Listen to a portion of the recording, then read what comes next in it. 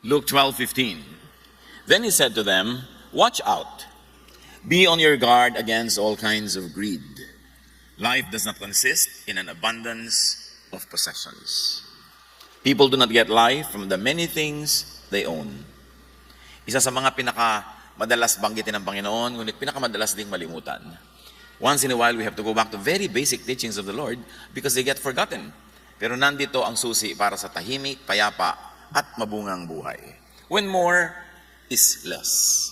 Lord, we thank you that you're always more. But we have to think of what should be less so you can be more. Turuan niyo po kami ngayong Panginoong malinawan kung anong tunay na dapat inuuna. Yung mga alam na namin ay maalala at maipamuhay, lalo pa sa mga panahon na kami nalilito. Father, we thank you that you are light, that you are life, that you are our healer, our teacher. Now be our preacher. Lead your people unto greater knowledge of you and to greater level of peace and joy in life. In Jesus' mighty name we pray with thanksgiving. When more is less. Akala kasi natin laging more is more. Kaya lagi natin gusto more. But when there are times when more really becomes less. Matthew 6:24-34, isa sa mga pinaka-common teachings ng Panginoon, pero dapat laging balikan. Walang makapaglilingkod na alipin sa dalawang Panginoon, sapagkat kapopuotan niya ang isa at iibigin ang ikalawa. Paglilingkuran ng tapat ang isa at hahamakin ang ikalawa. Hindi niyo maaaring paglingkuran ng pareho ang Diyos at ang kayamanan. Kaya't sinasabi ko sa inyo, huwag kayong mabalisa tungkol sa inyong kakainin at sa inyong iinumin upang kayo mabuhay. Sino sa inyo ang makapagpapahaba ng kanyang buhay ng kahit isang oras sa pamamagitan ng kanyang pagkabalisa? Kay liit ng inyong pananampalataya sa Kanya. Kaya't huwag kayong mag-alala na baka kayo kapusin sa pagkain, inumin o damit. Hindi ba ito mga henti lang na babahala tungkol sa mga bagay na ito? Alam na ng inyong Ama na nasa langit na kailangan ninyo ang lahat ng ito. Ngunit higit sa lahat ay bigyang halaga ninyo ang kaharian ng Diyos at ang pamumuhay ng ayon sa Kanyang kalooban. At ibibigay niya sa inyo ang lahat ng mga bagay na ito. Kaya nga, huwag ninyong alalahanin ang bukas, sapagkat ang bukas ang mag-aalala sa sarili niya. Sapat na ang inyong mga suliranin sa bawat araw. Paboritong ituro, paboritong pag-aralan, at pag sinunod talaga at laging naalalang sundin, susi sa mapayapa, tahimik, at even masaganang buhay. What is a major enemy of peace and happiness according to these teachings of Jesus? Worry about provisions.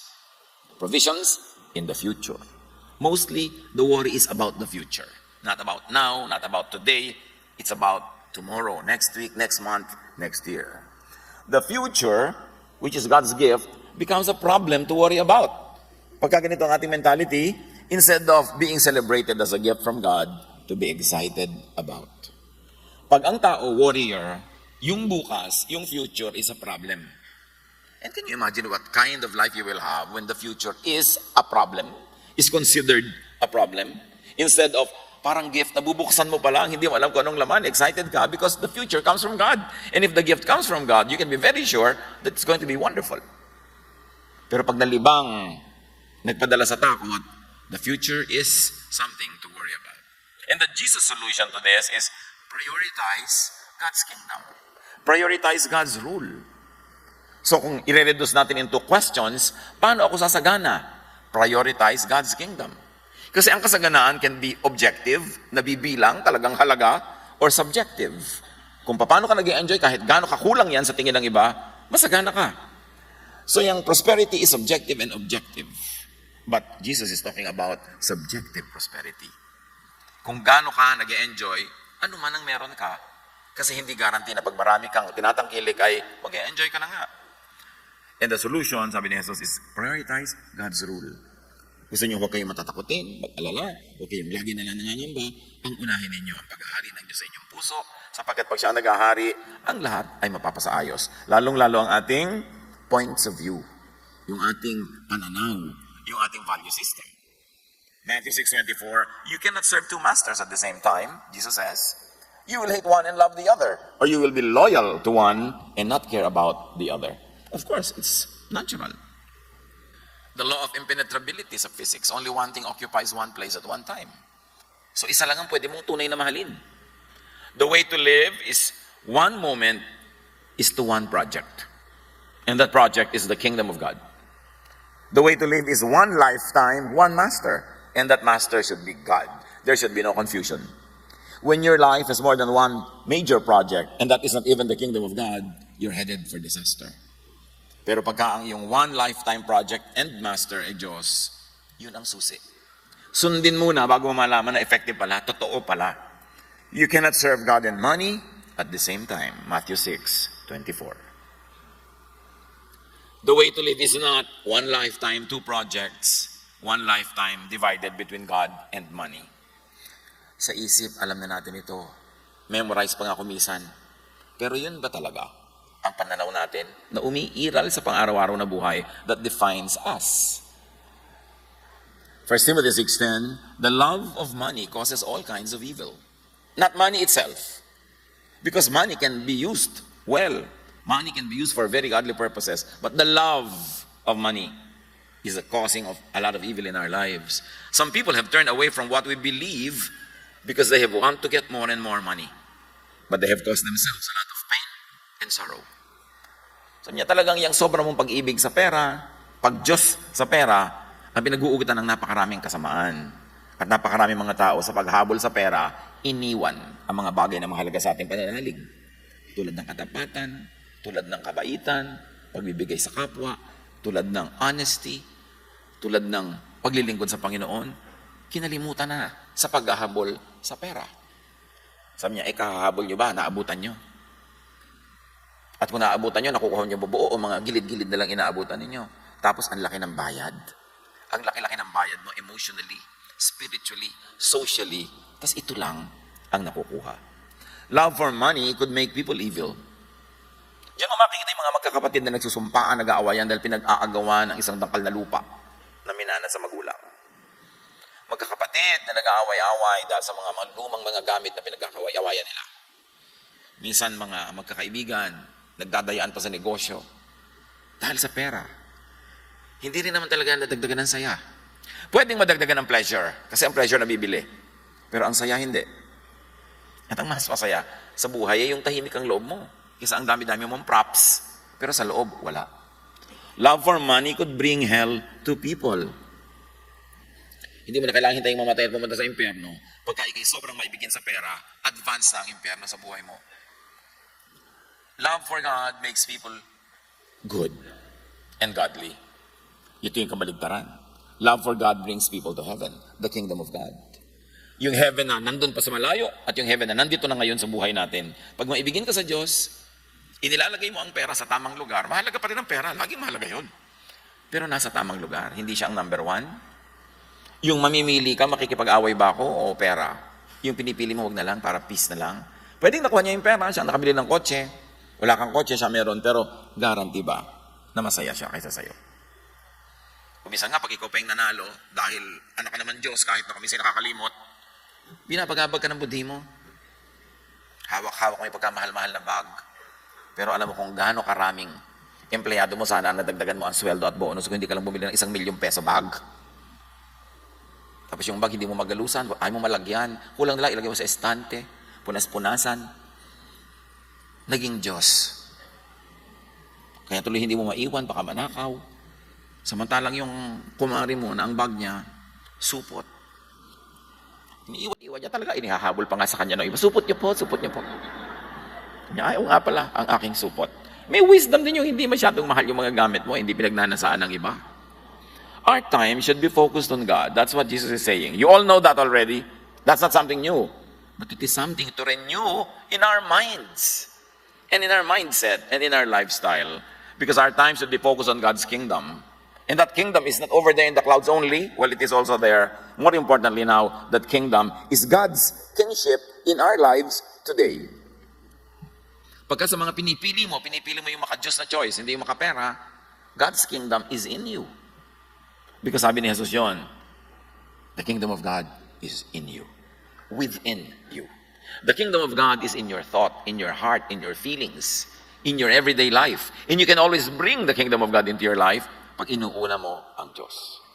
Our hearts and minds, our lives must be God's kingdom, must be ruled by God. And that is heaven on earth. Our lives must be defined by godness, which of course was fine-tuned by Jesus into what we call Jesusness. Is that what defines us? The kingdom of God says, don't worry. The kingdom of the world says, worry. Marami kang babayaran, marami kang kulang. You must worry. Why don't you worry?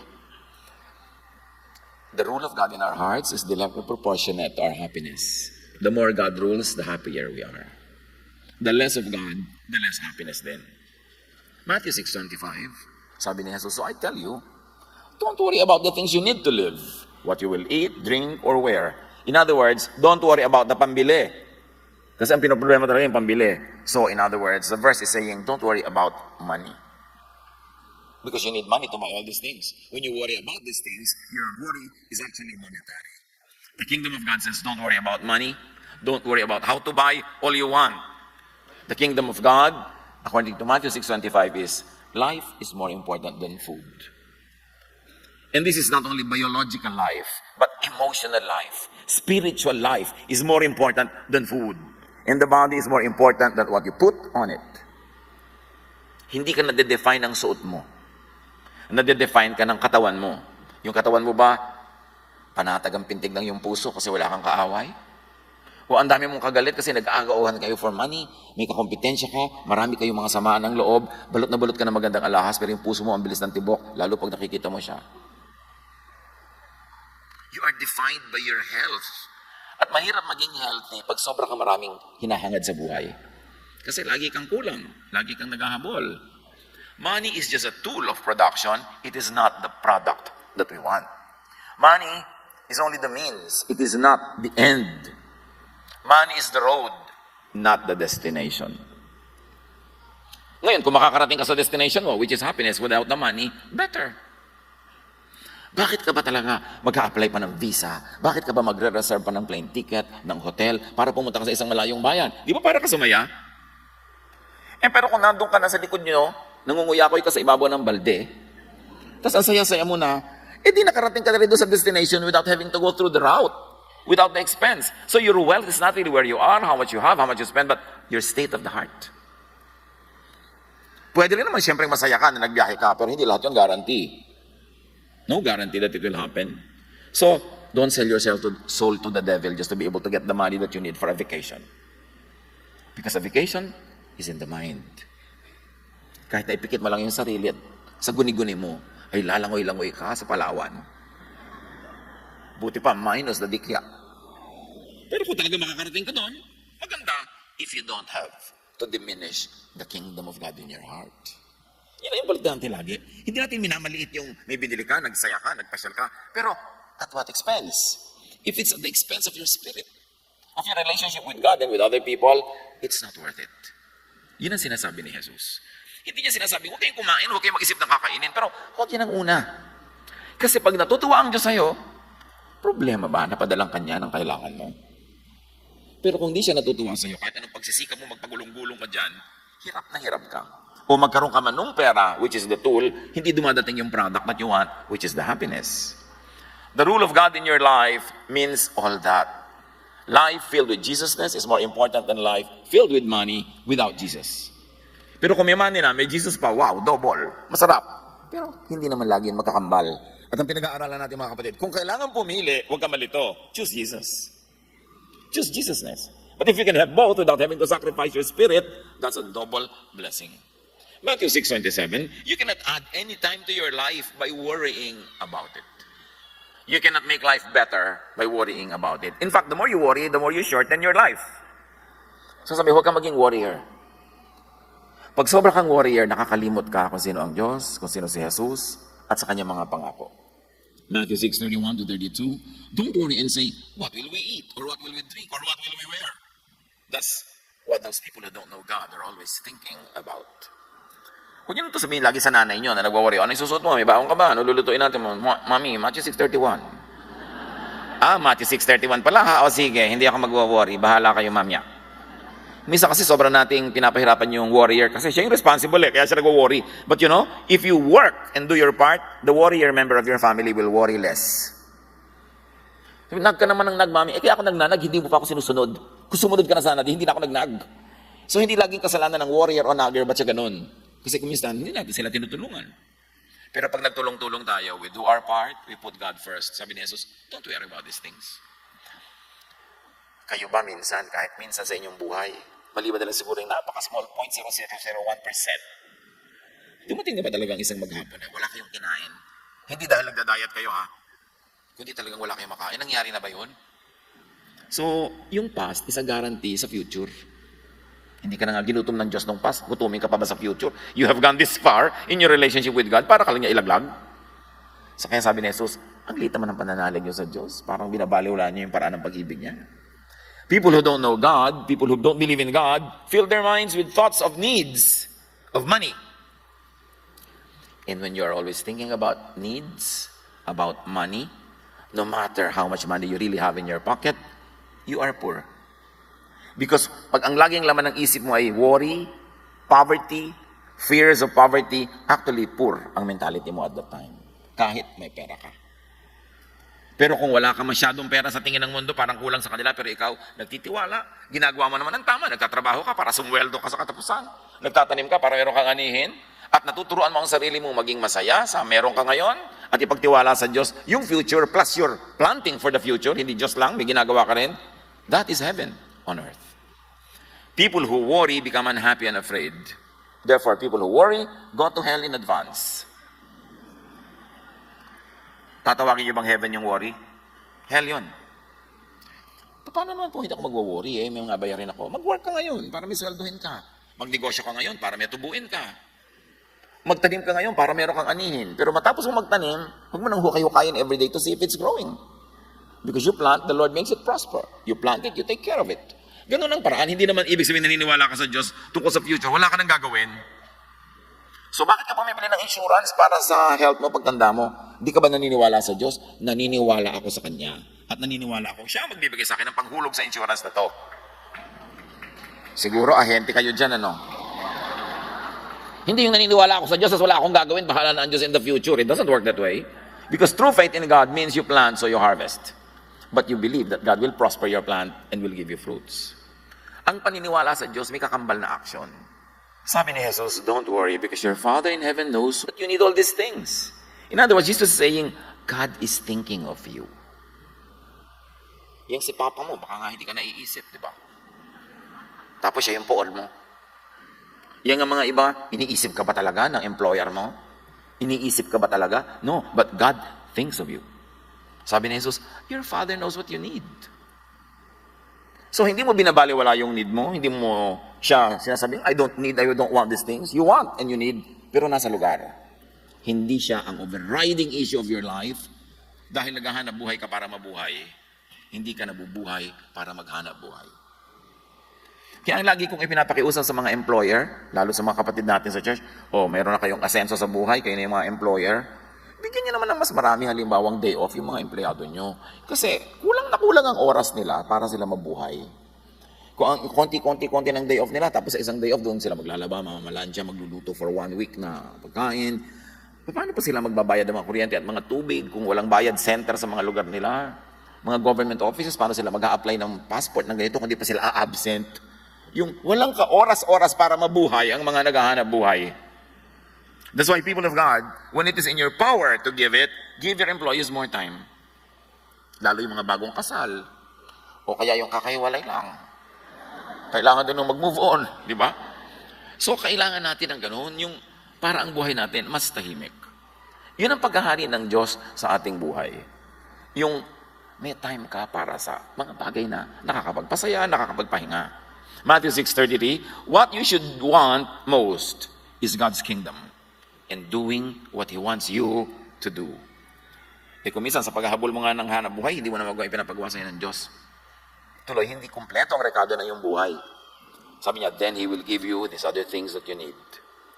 Seek first His kingdom and His righteousness, and all these things will be added to you.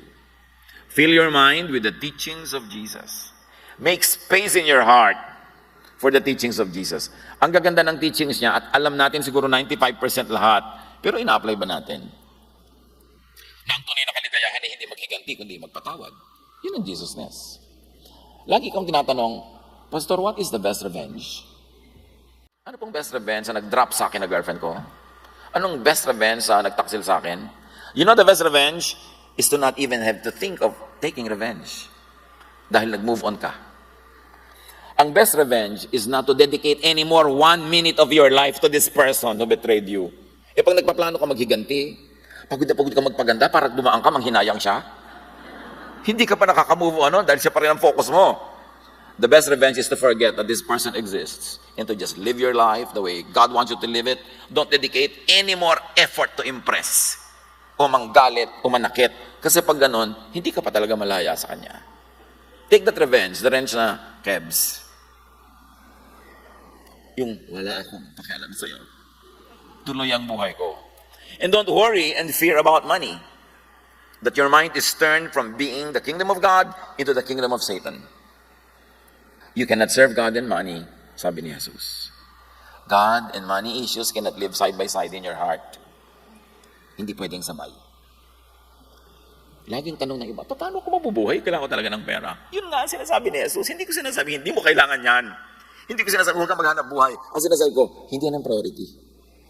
Kung kailangan kang pumili, piliin mo yung kung ano yung kingdom of God. Merong mag-asawa, kumikita naman sila ng sapat naman, pero naaakit yung isa na mag-abroad pa para marami silang mabili. Tatanungin nila ako, saan ba kayo sasaya talaga? Yung magkasama po kami. Di ganyan. Pagkasyahin nyo kung ano yung meron kayo. Pero kung meron talaga kayong kailangan project, maghiwalay muna kayo sandali. Pero may deadline, hindi habang buhay. Hindi yung kasabihan nila na nasa Saudi Arabia ka hanggang May. Hanggang May langis. Talaga walang uwian ito, no? So, tumanda ka na, hindi man sila nakasama, masaya ba yun? Hindi ko minamaliit yung sakripisyo ng mga tao naghihiwalay. Pero ang tatanong nyo lagi sa sarili nyo, is it really worth it? Siyempre may monetary, benefit. Pero hindi natin nabibilang yung emotional na bayad. Yung spiritual na bayad. Yung social cost of all of these things. Yun ang tinatawag ni Jesus na kingdom of God.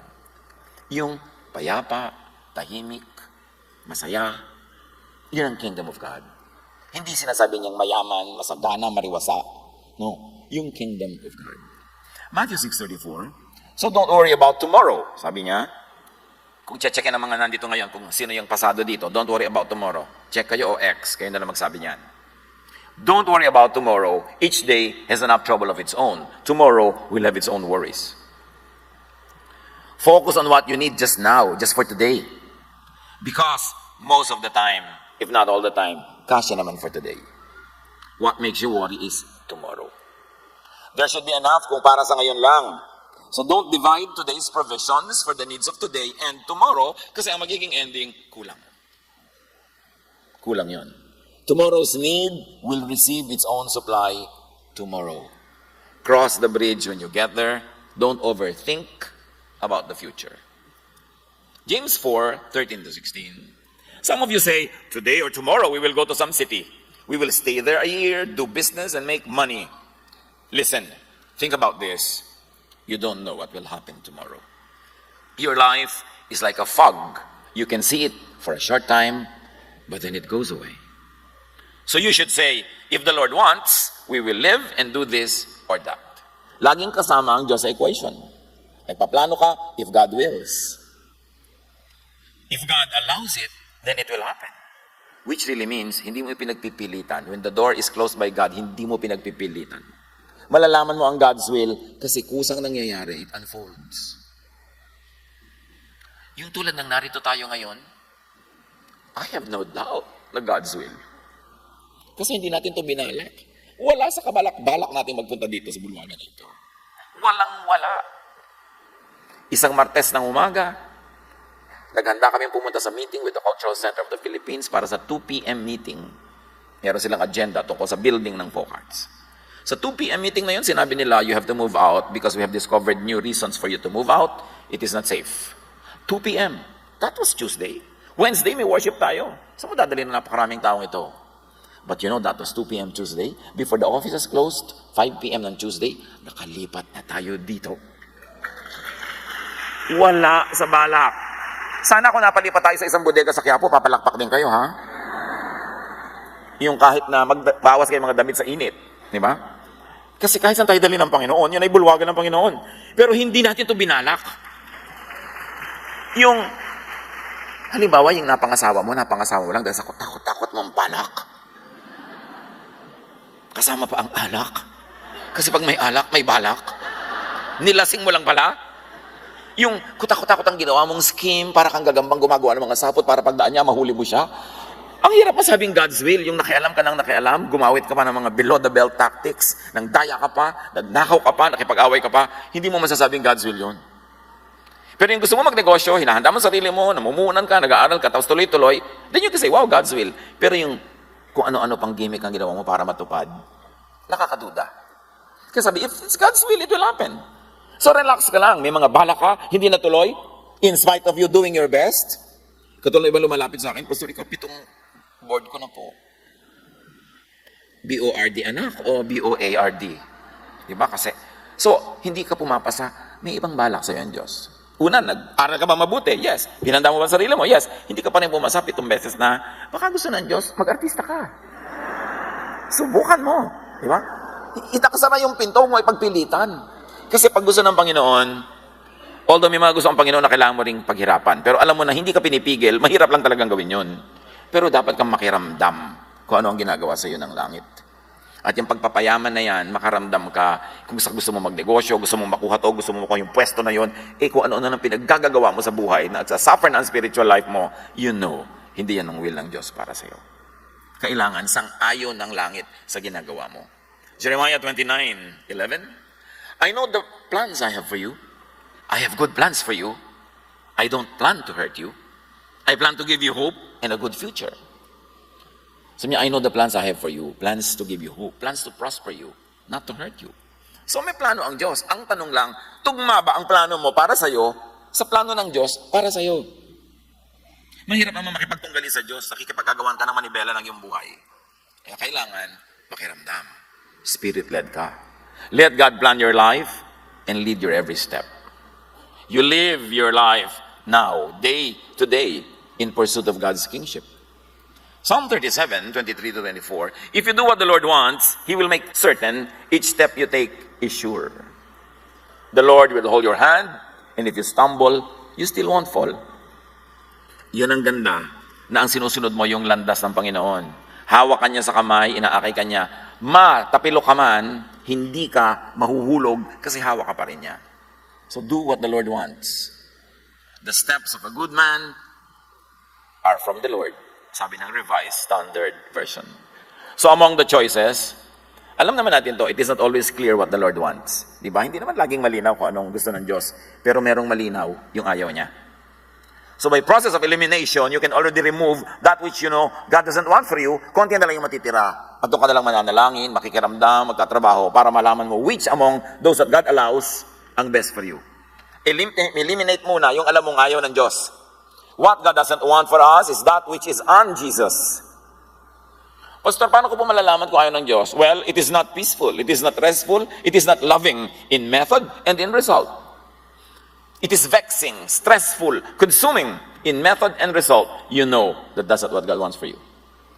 Yung pag ginawa mo, wala ka na natirang oras sa sarili mo, nawalay ka na sa lahat ng mahalaga sa'yo, nako-compromise pa yung mga pananalig at mga paniniwala at ang iyong kabutihan. You know that God doesn't want it for you. Huwag ka malito. Huwag ka maglito-lituhan dahil maraming benefit. Nakakalito po kasi. Hindi nakakalito, hindi lilito mo sarili mo kasi naaakit ka doon sa benefit. Pero alam mo kung anong ibabayad ng iyong spirito. Huwag ka malito. At huwag ka maglilito-lituhan. Kasi pag umalis ka sa root ng Panginoon, nawawala yung hawak, ikaw ang bahala sa buhay mo. Importante, unahin ang kingdom of God. Pastor, meron pong offer sa akin, ang laki-laking difference ng sweldo. Kaya lang po talagang sobrang hirap ng trabaho, mapapagod ako, bla bla bla. O gusto mo ba yun sa buhay mo? Pag naman lumaki income mo, hindi naman yun, lalaki yung enjoyment mo, dadami lang humihingi. Gusto mo yun. Sinabi ni Solomon, the more money increases, the more those who consume them. Kasi pag wala kang pera, wala kang makamag-anak. Pag nagkapera ka, natutuntong ka kahit third degree. Yung nanay ko, inalagaan ng nanay mo ng 3 days ng panahon ng hapon. Therefore yan. So, is it really worth it to have a lot of money? Is it really worth it? God doesn't want us to be consumed by greed and by pride. 1 John 2:16, ang lahat ng nasa sanlibutan, ang pagnanasa ng laman, ang pagnanasa ng mga mata, at ang pagmamalaki sa buhay na ito ay hindi nagmula sa Ama, kundi sa sanlibutan. The lust of life, lust of the eyes, pride of life, lust of the flesh. It's not from the Father, it's from the world. 1 Timothy 6:9-10, people who want to be rich bring temptations to themselves. They are caught in a trap. They begin to want many foolish things that will hurt them. These things ruin and destroy people. The love of money causes all kinds of evil. Some people have turned away from what they will believe because they want to get more and more money. But they have caused themselves a lot of pain and sorrow. Look around you, or look at your own life. Look at the lives of people that sometimes we admire. Nung dumami ba talaga ang pera nila ay dumami ang saya? Dumami ba talaga? Yang pera, mahalaga lang pagkawala at pagkonte. Pero pag marami na, hindi na kasing halaga nung tulad nung kung konti. Halimbawa, nagkaroon ka ng 1,000, wala ka, di ba? Ang halaga nun, buhay mo talagang naiba. Pero pagka kumikita ka na ng 100,000, nadagdagan ka ng 1,000, will it really make a difference? And then you come to a point when you have 10 million, mahalaga pa rin yung additional 1 million. But when you have already 50 million, nadagdagan ka ng 500,000. Bali, wala lang sa yun. These are just numbers added to your bank account o nadagdag sa salansan mo. Pero hindi proportionate yung happiness mo sa pagkakaroon nun. Because may saturation point ang material things. Yung una lang na konti, ang maximum ang effect sa'yo. Pero pag dumadami na sobra yan, halos wala ng effect. Pero may negative effect, dumadami ang yung worry. Dumadami ang iiwasan mo. Dumadami ang compromises mo. Dumadami ang yung bayarin. I always love recalling this story, and let me recall it again. I was away in this country for some time, and then after I came back, a friend of mine, who's a very close friend from way back, nag-dinner kami. Sabi niya sa akin, ang net worth ko nadagdagan ng so many millions. Wow, be good. Sabi ko, ikinuwento niya sa akin lahat ng mga nadagdag na kayamanan niya. Kaya lang hinahabol siya ng mga tao. Dami. Lahat ng uri ng tao hinahabol yung pera niya. Tapos mga empleyado niya nag-aaklas, nag-welga. Meron pa silang mga threat sa buhay nila, may gusto pang kumidnap sa kanila. Yung ganun na nangyari. Sabi ko, teka, yung kama mo, nabigay sa'yo ng mama mo na antik na malaki, dinagdagan mo ba? Sabi, hindi, ang lapad na nga nun eh. Yung kotse mong 3, ginawa mo na bang marami? Sabi, 3 na nga, hindi ko magamit lahat, di 3 pa rin. Gano'ng karaming steak na kinakain mo ngayon sa isang linggo? Kasi dati, once a week, may steak siya eh. Sabi niya, once a month na lang, kasi alam mo naman, may edad na tayo.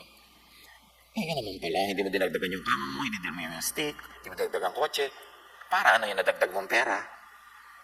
Walang idinagdag na ligaya sa'yo. Ang dinala sa'yo, kutakot-takot na problema. So, importante na when we have what we need, we shall be content with that. Because by having more, sometimes you pay more. But you don't enjoy more. Kaya huwag padaya. Ngayon, kung mahalaga sa inyo, i-grow yung business nyo, i-grow yung mga numbers nyo, do it. But not at the expense of your personal joy, your happiness, and your peace. Because you have only one life to live in this world. And you must maximize the joy, the happiness, the pleasure. And sometimes the search for material things, thinking that it would help you buy happiness, actually it buys you problems. It's not always true because meron namang kayang-kaya nilang dalhin ang kayamanan nila, masaya pa rin sila, tahimik pa rin sila, pero konti ang nakakagawa nun. Kasi maraming tao, lalo hindi lumaki sa yaman, hindi sanay, hindi marunong, napupundi sila, kumbaga sa pambilya, sa laki ng wattage sa dumadaan. Kaya yung dating matitinong pamilya, nag-away-away, dating bababait na anak, nagiging suwail, kasi nagkakaroon ng mga pera, nagkakaroon ng mga kaibigang mga pera, at minsan nasisira pa yung pamilya. What we believe is what is important that we keep. Peace, love, goodness, kindness, rest, relaxation, enjoyment, health, wellness, that's important. More pursuit of money, many times, not all the time, could lead to less of this. Meron pa nga, pastor, mula po nung yumaman kami, hindi na nga kami nakakapagbakasyon together eh. Bakit?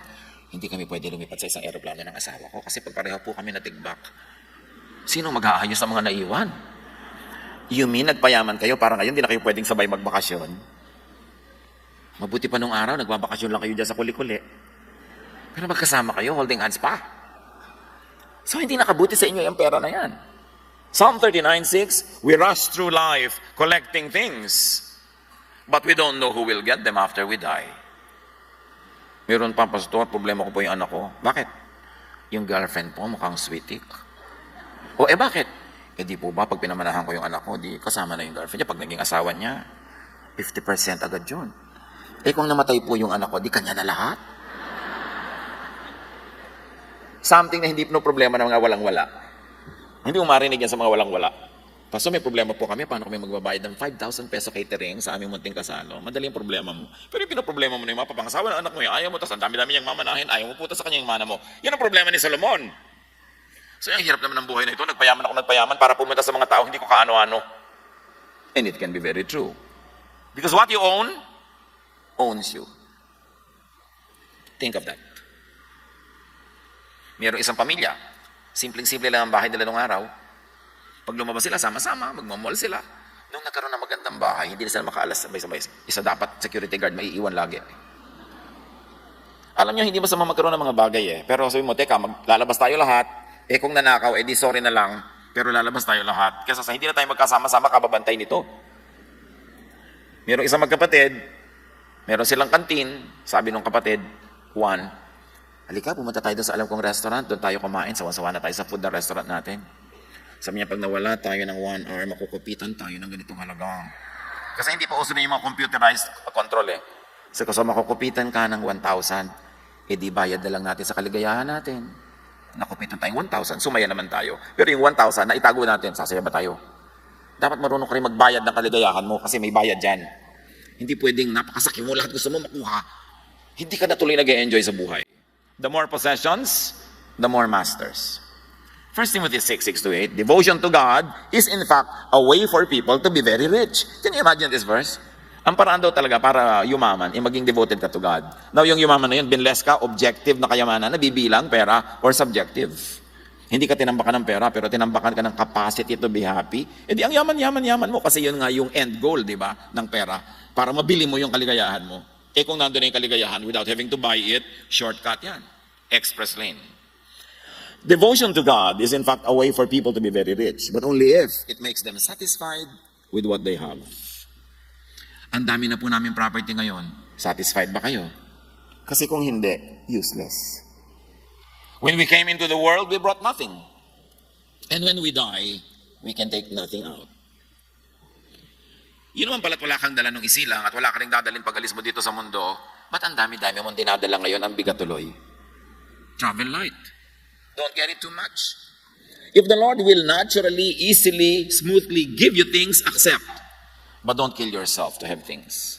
And especially do not kill your heart or your conscience to have things. So if we have food and clothes, we will be satisfied with that. Sabi ng Timothy. Of course, what Timothy is saying is if we have the basic necessities, we'll be satisfied. And admittedly, iba naman yung basic nun sa basic ngayon. Dumami-dami yung ibig sabihin ng basic ngayon. But still, you should know what is basic. And when you have it, dapat masaya ka na. Like, may cellphone ka, basic na yun ngayon pero hindi kailangan ng latest model. Anak naman, wala ka pa kinikita ni piso, tapos laging latest model ang gusto mo. Parang may basic ka na, dapat masaya ka sa basic. Habang hindi mo pa deserve o hindi mo pa na-earn yun. So do not be deceived by the wisdom of the world, which is really foolishness. 1 Corinthians 3:19, for the wisdom of this world is foolishness in God's sight. And mind you, kayong mga nagpapalaki ng mga anak, do not be and do not teach your children to be materialistic, to be warriors, and to be competitive.